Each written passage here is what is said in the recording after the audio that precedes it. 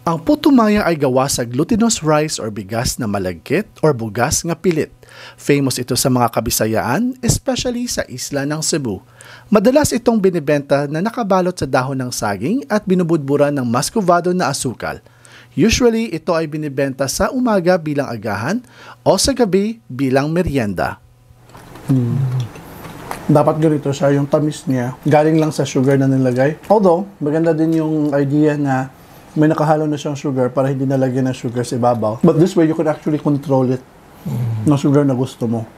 And of course, ang Tsokolate. ang putumaya, hindi kumpleto pag walang sikwate.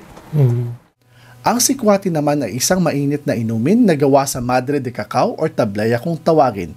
Or minsan, tinatawag natin ito sa ibang bansa bilang cacao tablets. Ito ay tinutunaw sa kumukulong tubig na sapat lang depende sa kung ilang pirasong tablaya ang nilagay.